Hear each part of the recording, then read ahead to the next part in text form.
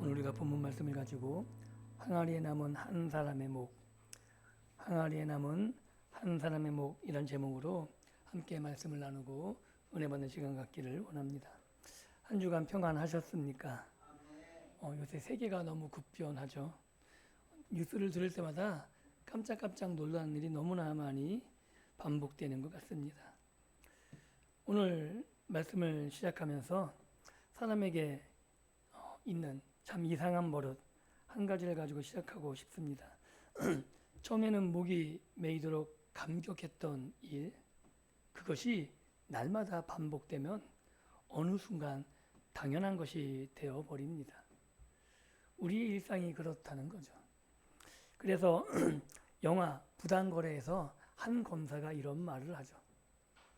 경찰들에게 협조를 하는데 말을 안 들으니까 사무장이 걱정스럽게 얘기하니까 그래요. 화를 내면서 사람들이 호의를 베풀면 호의가 권리인 줄 안다고. 그게 어디 영화 속 장면만은 아니고 우리 인간들의 일상적인 모습이 아닐까 생각을 합니다. 첫 아이를 품에 안았던 그 새벽의 떨림들, 병상에서 다시 두 발로 일어서던 날들의 눈물들, 그 절벽 같던 시절을 지나 처음 월급을 받아들였던 저녁들, 그런 시간들에는 하늘이 열릴 것 같고 모든 것이 아름답고 모든 것이 행복해 보이는데 몇 해가 지나면 그 모든 것이 일상이 되죠. 그냥 두 발로 걷는 것들, 매달마다 월급이 꼬박꼬박 통장에 쌓이는 것들. 그렇기 때문에 첫 감격은 어느덧 사라지고 그 자리에 슬그머니 감사가 아니라 권리의식이 자리 잡게 됩니다. 이 정도는 당연하다는 은혜가 권리가 되는 순간 우리 입에서는 찬송 대신 불평이 흘러나오기 시작합니다. 오늘 본문의 이스라엘이 꼭 그랬습니다. 그들은 이집트, 애굽 제국의 채찍 아래서 벽돌을 굽던 노예였습니다. 앞날이 보장되어 있지 않은 노예, 언제 죽어도 이상하지 않은 노예였죠. 그런데 하나님께서 강한 손과 편팔로 그들을 건져내십니다. 그렇게 건져내셨는데 홍해의 물기가 채 마르기도 전에 그들은 신광야 모래바람 앞에서 배가 고파졌습니다. 그리고 이렇게 말하죠. 애굽에서 고기 가마 곁에 앉아 떡을 배불리 먹었던 때가 좋았다. 참 놀라운 기억의 왜곡이죠. 정말 그 노예가 좋았을까요? 그런데 지금 배고프니까 잠깐 배불렀던 그 기억이 좋다고 왜곡되이 인지되고 있는 겁니다. 자식을 빼앗기고 등이 굽도록 매맞으며 살던 그 노예 생활을 그들은 고기 가마 곁에 풍요로 미화합니다. 배고픔은 사람의 기억을 왜곡시키고 그 두려움은 과거를 머릿속에서 다시 쓰게 만드는 거죠. 그런데 하나님께서는 그 못난 원망을 심판의 이유로 만들지 않으시고 오히려 하나님께서 어떤 분이신지 보여주시는 기회로 삼죠. 저녁에는 메추라기가 이스라엘 진영을 덮었고 아침에는 이슬이 거친 자리에 서리처럼 고운 것이 땅에 깔렸습니다. 사람들은 그것을 서로 보면서 물었죠. 처음 보는 거니까. 그래서 이렇게 물어요. 이게 뭐지? 이게 뭐지? 그것을 명사로 한 게 만나입니다. 즉 만나라는 건 원래 고유명사가 아니라 사람들이 처음 본 것, 이해하지 못하는 것을 물어본 거예요. 이게 뭐지? 그 만나는 하나님의 은혜인 것이고 하나님의 은혜가 그런 거죠. 우리가 다 설명할 수 없어서 그저 이게 뭡니까? 하나님 어떻게 이런 은혜가 있습니까? 하고 물을 수밖에 없는 것, 그리고 그 물음표가 이름이 된 양식으로 하나님은 광야 한 세대를 먹이셨습니다. 오늘 본문은 그 만난 이야기의 마지막 문단입니다. 그런데 여기서 하나님은 아주 뜻밖의 명령을 내리시죠. 한 사람의 몫을 항아리에 담아라. 그리고 대대로 간직하라. 매일 아침 내려서 매일 저녁 없어지던 그 양식 중 딱 한 사람의 몫만 썩지 않게 남기라고 하십니다. 왜 그러셨을까요? 오늘 우리가 붙들어야 할 말씀의 핵심이 바로 여기에 있습니다. 하나님은 우리에게 양식만 주시는 것이 아니라 그 양식을 누가 주셨는지 기억할 항아리를 주셨다는 거죠. 그리고 그 항아리는 마침내 다시 줄이지 않는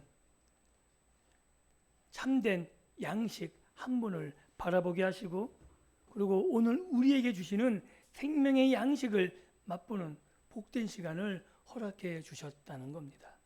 오늘 본문을 통해 이런 하나님의 은혜를 경험하고 참된 생명의 만나를 다시금 누리는 복된 시간이 될 수 있기를 예수님의 이름으로 축복합니다. 우리가 먼저 살펴볼 내용은 31절입니다. 이렇게 기록되어 있습니다. 이스라엘 족속이 그 이름을 만나라 하였으며 가시 같고 희고 맛은 꿀 섞은 과자 같았더라. 여기서 성경 기자는 잠시 이야기의 걸음을 멈춥니다.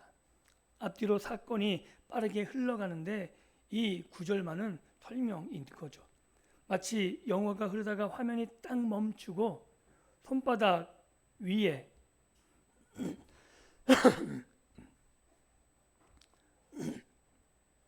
하나를 클로즈업해서 보여주는 그런 장면처럼 보여집니다. 모양은 고수 씨앗처럼 작고 동글며 빛깔은 희고 맛은 꿀을 넣어 얇게 구운 전병과 같은 것. 눈으로 보고 손으로 만지고 혀로 맛보는 그것을 이야기하고 있습니다. 하나님의 은혜는 추상적인 관점이 아닌 거죠. 하나님은 굶주린 백성에게 내가 너희와 함께 하겠다라는 말만 던지시지 않았습니다. 씹을 수 있는 것, 삼킬 수 있는 것, 사람들이 배를 채우는 것을 직접 주셨다고 말하고 있는 거죠. 우리가 섬기는 하나님은 영혼만 상대하시는, 우리 영혼에게만 말씀하시는 분이 아니라는 겁니다. 우리의 위가 비어 죽음의 공포가 밀려오는 그 자리, 우리의 가장 배, 사람들이 가장 관심을 갖는 우리의 배, 그 자리에 하나님께서 먹을 것을 주셨다는 거죠. 그렇기 때문에 오늘 우리의 식탁도, 오늘 우리가 감당한 노동의 대가로 받은 것, 이 모든 것들이 하찮지 않음을 말씀을 통해 알 수 있습니다. 이것은 하나님이 여전히 우리를 먹이시고 계신다는 만져지는 증거라는 거죠. 우리는 우리가 우리의 것을 쟁취했다고 생각하는데 성경은 이 모든 것이 하나님이 우리에게 우리의 기도를 통해서 일용할 양식을 주신 것이다 라고 응답해 주셨다고 말하고 있는 겁니다.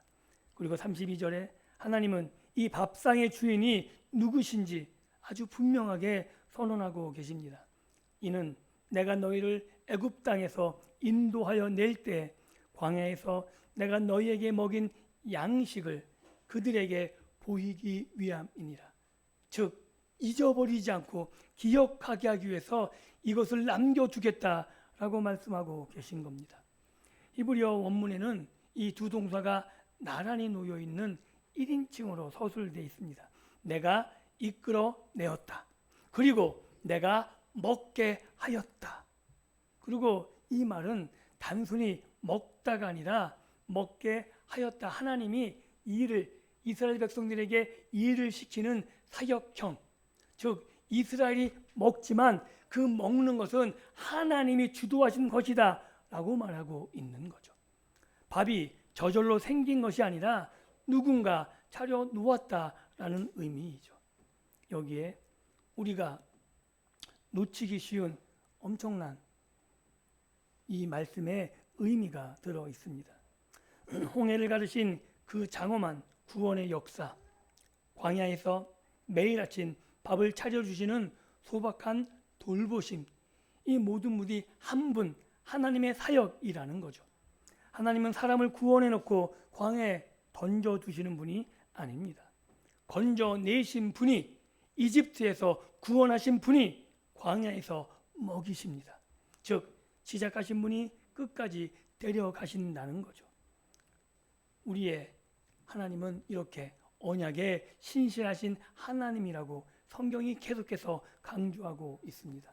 그래서 우리가 알아야 되는 것은 구원은 하나의 사건이 아니라 하나님이 동행하시는 것이며, 은혜는 단 한 번의 선물이 아니라 매일 우리의 일상에 내려지는 매일의 밥상과 같은 은혜라고 알려주고 있습니다. 그래서 성경은 우리 인생의 이야기의 주어를 바꾸라고 요청합니다. 우리는 흔히 이렇게 말하죠. 내가 이 약물고 버텨서 여기까지 왔다. 내 힘으로, 내 능력으로 여기까지 왔다고 고백합니다. 내 판단이 옳아서 우리 집이 무너지지 않았고, 언제나 문장의 주어, 세상의 사람들이 쓰는 문장의 주어는 나죠. 나.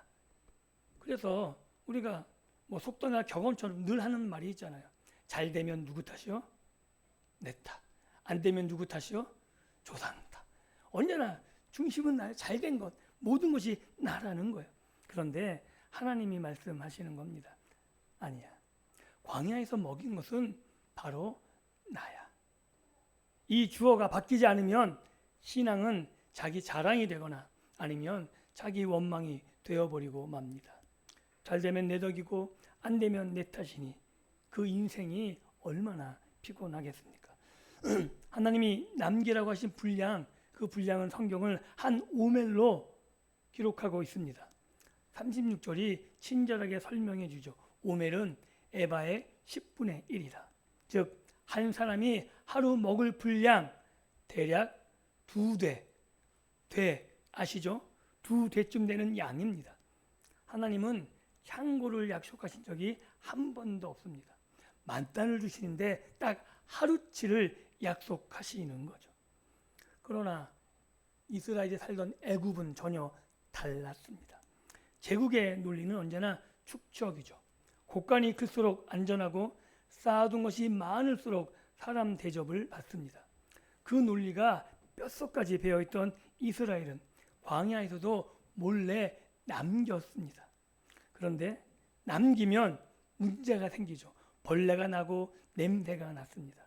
즉 불안이 쌓아둔 것, 이스라엘의 불안 때문에 만나를 남기고 쌓았는데 이것이 문제가 되었다는 거죠. 그래서 성경은 이 부분을 아주 조심스럽게 설명해 나갑니다. 성경이 저축이나 계획을 정죄하지 않죠. 그러나 하나님은 안식일을 위해 6째 날에 이틀치를 거두라 하십니다. 매일매일 거두는데 딱 이틀치를 거두는 날이 안식 전날, 안식일 전날에만 이틀치를 거두라 그럽니다. 본문이 겨누고 있는 것은 저축이 아닌 거죠. 내 곳간의 높이를 내가 남겨둔 것, 이것이 나를 구원하겠다는, 내가 남겨둔 것으로 내 안전을 확보하겠다는 이 마음을 성경은 죄성이라고 분명히 말하고 있는 겁니다. 하나님의 통치를 믿지 못하기 때문에 소유를 신으로 삼는 것, 내 배가 내 신이라고 말하는 것, 이것이 세상 사람들의 논리인 거죠.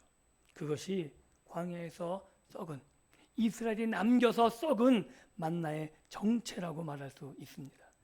하나님은 그 썩은 만나 대신 한 사람의 몫을 썩지 않게 남겨두라고 하십니다. 내 손이 불안해서 움켜진 것은 썩어 냄새를 풍기고, 하나님의 말씀에 순종해서 내어놓은 것은 세대를 넘어 증거로 남습니다. 무엇을 쥐고 무엇을 내려놓을지 그 갈림길이 광야에서 이미 분명하게 제시되고 있다는 거죠. 그래서 우리가 알아야 되는 것은 기억은 내 창고에 저장하는 것이 아니라 하나님 앞에 둘 때 의미가 있다는 겁니다. 33절과 34절을 보십시오. 항아리를 가져다가 그 속에 만나 한 오멜을 담아 여호와 앞에 두어 너희 대대로 간수하라. 아론이 여호와께서 모세에게 명하신 대로 그것을 증거판 앞에 두어 간수하게 하였고, 여기서 주목할 것은 그 항아리가 놓인 자리죠. 모세의 장막이 아닙니다. 아론의 개인 창고도 아닙니다. 여호와 앞, 곧 훗날 십계명 돌판이 들어갈 언약궤 앞, 여기에 항아리를 두었습니다. 아직 시내산 언약이 맺기 전이고 성막도 세워지기 전인데 34절은 시간을 앞질러 이 항아리가 결국 어디에 놓여지는지 알려주고 있는 거죠. 성경 기자가 우리에게 꼭 알려주고 싶었던 바로 그 이유가 여기 있습니다. 그 위치가 중요하기 때문이죠. 왜 하필 언약궤 앞이었을까요? 언약궤 안의 돌판은 말씀하시는 하나님을 증언하고 있습니다. 그 앞에 놓인 만나 항아리는 먹이시는 하나님을 증언하는 거죠. 이 둘은 절대로 떨어질 수 없습니다. 말씀만 있고 밥이 없는 신앙은 공허합니다. 그죠? 밥만 있고 말씀이 없는 신앙은 배부른 우상 숭배가 되고 맙니다. 우리를 향해 말씀하신 하나님이 우리를 먹이셨고 우리를 먹이신 그분이 하나님이 지금도 우리에게 말씀하고 계십니다. 믿으십니까? 하나님의 백성은 이 두 가지를 한 자리에서 볼 수 있는 거죠. 하나님은 지금도 살아계셔서 우리의 양식을 책임지십니다. 또 하나, 그 자리는 아무도 사유화, 내 것을 만들 수 없는 자리입니다. 만약 그 항아리가 모세의 손에 남았다면 어떻게 되었을까요? 그것은 위대한 지도자, 이스라엘 영도자의 기념품이 되었을 겁니다. 아론의 집에 남았다면 아론의 가문의 권위를 떠받치는 유물이 되었을 수 있습니다. 사람은 하나님의 은혜조차 자기 것으로 만들어 자랑하는데 이런 놀라운 재질을 가지고 있죠. 남의 것을 자기 것으로 만들어 자랑하는데 여념이 없습니다. 그래서 하나님은 그 기억을 성소 항복판, 하나님의 얼굴 앞에 두게 하신 겁니다. 이스라엘의 생존 이야기는 어느 개인의 무용담이 아니라 온 공동체가 함께 들여보아야 할 하나님의 이야기다 라고 말하고 있는 겁니다. 그리고 34절의 문장 순서를 함께 보기를 원합니다. 우리말로는 잘 드러나지 않지만 히브리어에는 이렇게 기록합니다. 여호와께서 모세에게 명령하신 대로 라는 말이 아론이 두었다 보다 앞에 나와요. 사람이 행동보다 하나님의 명령이 먼저 서 있다는 것을 보여주는 거죠. 아론은 자기 생각을 보태지 않습니다. 더 좋아 보이는 자리를 찾아보지도 않았다는 거죠. 명령과 실행 사이 사람의 각색이 한 톨, 한 여지도 끼어들 그런 공간이 없습니다. 이것이 하나님의 백성의 예배와 그리고 지도력의 본질이라는 겁니다. 우리는 늘 하나님께 무언가를 보태고 싶어 하죠. 더 감동적으로, 더 효과적으로, 더 그럴듯하게. 그러나 성소의 항아리는 우리의 창의성이 아니라 순종이 놓아두게 하는 겁니다. 교회의 권위는 사람의 능력이나 성과에서 나오지 않습니다. 오직 명령하신 대로 그 말씀 아래 엎드릴 때 그때 그곳에서 하나님의 권위가 임하기 시작합니다. 그렇다면 오늘 우리 공동체, 교회 공동체가 다음 세대 앞에 놓아야 할 항아리는 무엇이 있을까요? 우리가 자녀들에게 보여주고 싶은 것이 어쩌면 우리가 이뤄놓은 것, 화려한 예배당 건물 아니면 교회, 화려한 프로그램들 여러 가지가 많을 수 있습니다. 세운 건물, 늘어난 숫자, 기억할 만한 업적. 그러나 우리 자녀들이 저마다의 광야에서 무릎이 꺾일 때 들여다 보아야 할 힘을 얻는 항아리, 그것은 딱 하나뿐이 없습니다. 하나님이 이런 우리를 이렇게 먹이셨다. 우리가 얼마나 잘했는가가 아니라 하나님이 얼마나 신실하셨는가. 그리고 이 증언이 우리의 기억을 썩지 않게 합니다. 35절은 이렇게 말하죠. 사람이 사는 땅에 이르기까지 이스라엘 자손이 40년 동안 만나를 먹었으니 곧 가나안 땅 접경에 이르기까지 그들이 만나를 먹었더라. 하루아침의 이야기가 40년의 이야기로 확장됩니다. 이슬처럼 내리던 그 작은 알갱이가 40년 동안 하루도 거르지 않고 한 민족 이스라엘을 먹였습니다. 그 40년 동안 백성들은 어떤 마음을 가졌을까요? 물이 없다고 원망했고 지도자를 돌로 치료했고 금송아지를 만들었고 나중에는 이 양식을 두고 하나님이 허락하신 만나를 두고 이 하찮은 음식을 우리 마음이 싫어하노라 라고 멸시했던 그런 족속입니다. 사람은 이렇게 지독하게 변덕스러운데 하나님의 밥상은 단 하루도 치워지지 않았습니다. 우리의 신실함이 은혜의 조건이었다면 그 밥상은 첫 달을 넘기지 못하고 사라져 버렸을지 모릅니다. 그런데 여호수아 5장에 이르면 만나가 그치죠. 요단을 건너고 길갈에서 유월절을 지키고 그 땅의 소산을 먹은 다음 날부터 만나가 내리지 않습니다. 은혜가 끝난 것일까요? 아니죠. 방식이 바뀐 겁니다. 광야에서는 하나님이 직접 내려주셨고 가나안 땅에서는 땅을 갈고 씨를 뿌려 거두게 하셨습니다. 기적으로 먹이시던 하나님이 이제 노동과 계절의 비를 통해 먹이시는 거죠. 그러나 먹이시는 분은 여전히 같은 동일하신 하나님이십니다. 그러니 우리의 평범한 일터도 하나님이 차리신 만나의 자리로 우리가 고백할 수 있기를 예수님의 이름으로 축복합니다. 우리는 우리의 삶을 돌아보며 정직해야 되죠. 40년 동안 하늘의 양식을 먹였던 그 첫 세대는 우리가 어떻게 됐는지 알고 있습니다. 그들은 약속의 땅에 들어가지 못하고 광야에서 묻혔습니다. 만나는 그들의 목숨을 40년 늘려주었을 뿐 그들의 마음을 고치지는 못했죠. 배는 채웠으나 죄는 씻어버리지 못했습니다. 그러니까 만나는 끝이 아니라 표지판이라는 거죠. 광야의 만나는 그것을 먹음으로 그 자체가 구원이 아니라는 겁니다. 장차 오실 참된 양식을 가리키며 보여주는 이정표라고 성경은 분명히 기록하죠. 그래서 성경은 그 항아리를 그냥 버려둔 적이 없습니다. 히브리서는 언약궤 안에 만나를 담은 항아리와 아론의 쌍난 지팡이와 언약의 돌판이 있었다고 회상하면서 그 모든 것이 결국 더 좋은 언약, 더 좋은 제사장을 가리키고 있었다라고 증언합니다. 그리고 예수님께서 친히 그 이정표의 끝에 서 계십니다. 요한복음 6장에서 사람들은 예수님께 이렇게 말하죠. 우리 조상들은 광야에서 만나를 먹었습니다. 이 말은 우리에게도 만나를 주십시오. 그때 예수님은 두 가지를 바로 잡습니다. 첫째, 그 떡을 준 것은 모세가 아니라 하늘에 계신 아버지라는 것, 이것을 잡으시죠. 바로. 그리고 둘째, 아버지께서 이제 주시는 참떡은, 참된 떡은 만나가 아니라 바로 예수님 자신이라고 교정시켜 주십니다.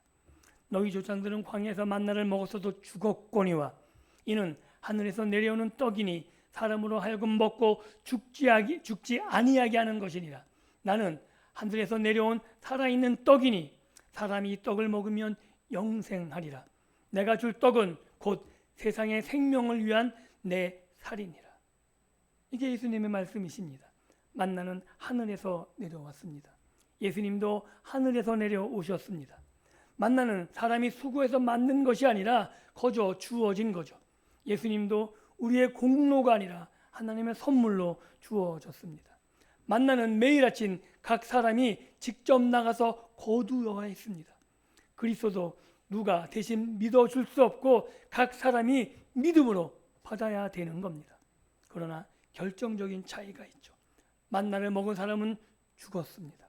그러나 그리스도를 먹는 사람은 영원히 살아 있습니다. 그뿐이 아닙니다. 옛 이스라엘은 광야에서 배가 고팠을 때 하나님을 원망하며 무너졌습니다. 그러나 우리 주님은 광야에서 40일을 굶으신 후 시험 받을 때 대답하시죠. 사람이 떡으로만 살 것이 아니요 하나님의 입으로부터 나오는 모든 말씀으로 살 것이니라. 이것은 바로 만나 사건을 해석한 신명기 8장의 말씀입니다. 이스라엘이 실패한 그 광야의 시험을 예수님은 우리를 대신해서 온전히 통과하셨다고 성경은 말합니다.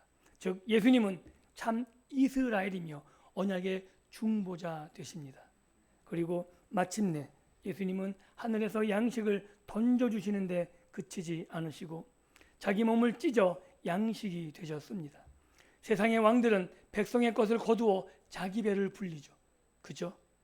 누군가는 고통받는 그 고통 위에 자기의 왕국을 건설합니다. 그러나 하나님 나라의 왕 되신 예수님은 자기 살을 떼어 백성들을 먹이십니다.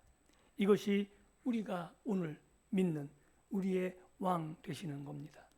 광야의 만나는 매일 다시 거두어야 했지만 십자가는 단번에 주신 그 생명, 다시 반복할 필요가 없는 생명이라고 오늘 성경은 우리들에게 강조하고 있습니다.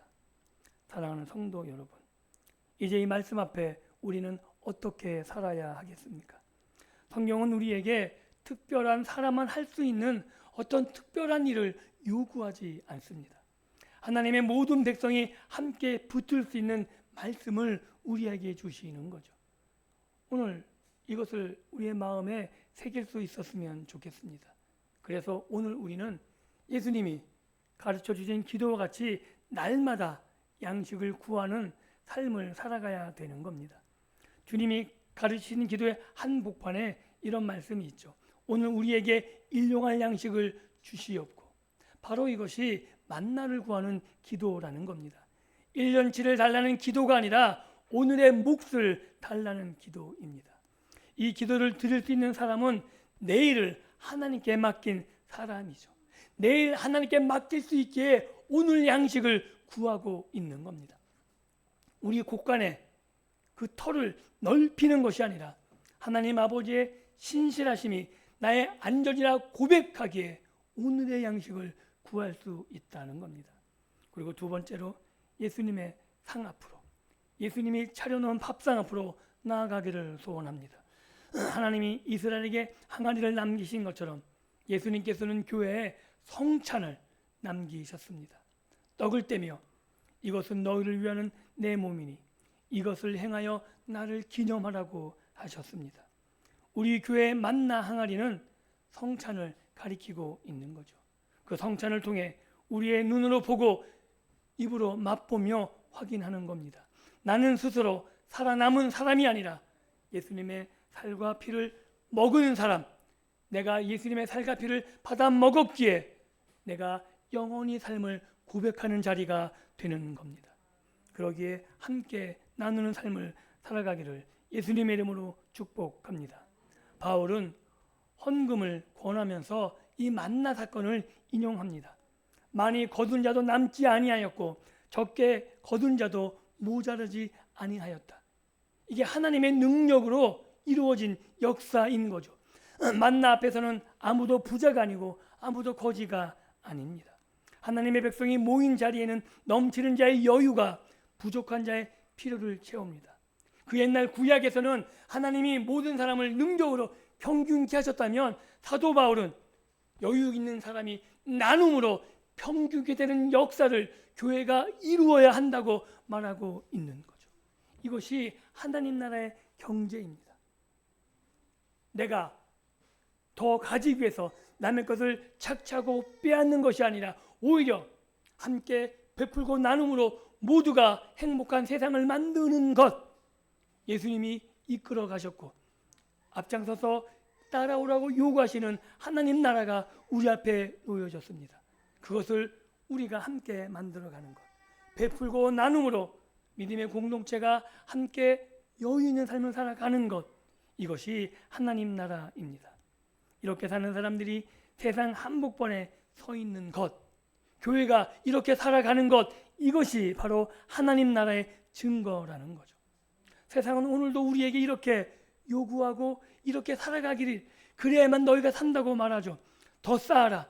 멈추면 네가 지는 거야. 내가 가진 것, 이것이 바로 너의 생명이야 라고 말합니다. 그러나 하나님의 백성은 다른 밥상, 세상에 주는 밥상이 아닌 하나님 나라의 밥상에 앉아 있습니다. 우리는 스스로 살아남은 고아가 아니라 우리의 왕 되신 예수님이 차려주신 상에서 먹고 사는 백성들입니다. 광야의 만나는 그쳤습니다. 그리고 항아리는 지금 남아있지도 않습니다. 그러나 그 항아리를 가리키신 분이 지금 살아계셔서 우리를 먹이고 계십니다. 그리고 요한이 본 마지막 환상에서 부활하신 주님은 이기는 자에게 감추었던 만나를 주시겠다고 약속하셨습니다. 언약궤 앞에서 감추어 주었던 그 항아리가 마침내 열리는 날, 우리는 다시 줄이지 않고 다시 목마르지 않을 겁니다. 예수님의 밥상에 함께 앉아 먹고 즐기며 영원한 삶을 살아가게 될 것입니다. 오늘도 우리를 먹이시고 우리를 기억하게 하시며 마침내 어린 양의 홍인 잔치로 우리를 이끄신 삼위일체 하나님을 찬양하며 하루하루를 살아가십시오. 썩어질 양식에 목숨 걸지 마시고 참된 생명의 떡이신 예수 그리스도 안에서 날마다 배부를 수 있기를 예수님의 이름으로 축복합니다. 그리하여 우리 자녀들이 우리의 삶을 보고 이렇게 고백했으면 좋겠습니다. 우리 부모님은 쌓아두는 사람이 아니라 매일 예수님의 밥상 안에서 먹고 나누는 사람이었다. 우리 교회가 이런 교회가 되었으면 좋겠습니다. 쌓은 것으로 자랑하는 것이 아니라 베풀고 나누는 것으로 하나님 나라를 증언하는 교회로 설 수 있기를 원합니다. 이렇게 살아가셔서 우리의 믿음의 가정이, 우리 교회가 세상을 부러워하고 세상을 존경하고 세상을 따라가는 것이 아니라 예수님 앞에서 먹고 마시며 즐기며 세상을 교회 공동체로, 생명의 공동체로 초대하는 이런 복된 믿음의 삶을 살아가시기를 다시 한번 우리 구주 예수 그리스도 이름으로 간절히 축원합니다. 기도합니다.